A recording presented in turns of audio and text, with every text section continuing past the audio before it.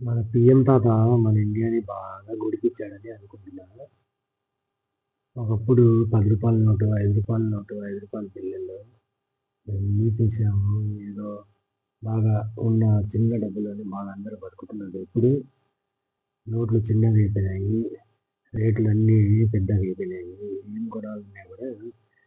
1000, రూ. 100 మాదిరి అయిపోయింది. మళ్ళా ఇందులో డిజిటల్ కరెన్సీ అది కేవలం మిడిల్ క్లాస్ పీపుల్కే. ఎవరైతే మిడిల్ క్లాస్‌లో ఉంటారో వాళ్ళే ఇప్పుడు రూ. 100 ఇచ్చినా కూడా బయట చిల్లర ఇచ్చే పరిస్థితి లేదు. ఎందుకంటే మార్కెట్‌లో చిల్లర నోట్లు పుట్టడం లేదు. ప్రింట్ చేయడం లేదు. సో, అంతా డిజిటల్ మనీయే. కానీ ఈ క్యాష్ మనీ అంతా లీడర్స్ మాత్రం బాగా హవాలా మనీగా యూజ్ చేస్తున్నారు.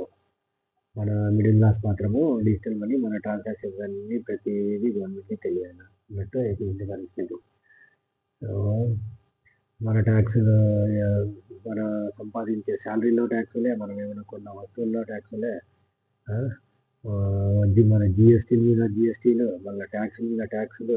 ఇండియాలో చివరికి బతకడమే కష్టమైపోయినట్టుంది. సో, చివరికి ఎక్కడికి వెళ్తుందో తెలీదు.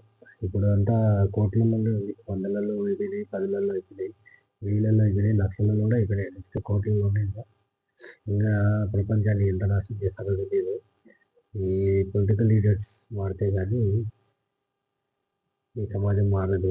ఒకరినొకరు రివెంజ్ తీసుకోవడానికి మాత్రమే పొలిటిక్స్ వస్తారు. పేరు మాత్రం పబ్లిక్ సేవ, ప్రజల సేవ అంటారు. సో, ఇదంతా ఉత్తమాటలే. వాళ్ళు ఆకలి మీద ఉన్నారు. ఒక పార్టీ కాక ఇంకో పార్టీ ఎప్పుడెప్పుడు రూలింగ్‌లో ఉన్నప్పుడు ఇంకో పార్టీ ఆకలి మీద ఉంటుంది. తర్వాత నెక్స్ట్ ఆఫర్‌లు ఇచ్చి మళ్ళా నెక్స్ట్ పార్టీ దూసుకోవడానికి వస్తారు. పేరుకి మాత్రం ప్రజాసేవ, ప్రజాసేవ. ఎవరిని నమ్మకండి. ఇప్పుడు పొలిటిక్సే వేస్ట్. ఎథిక్స్ లేవు. ఒక పాలసీస్ లేవు. ఐడియాలజీ లేదు. కేవలం రాజకీయం, ఎన్నిమిది పెంచుకోవడమే ఇదంతా.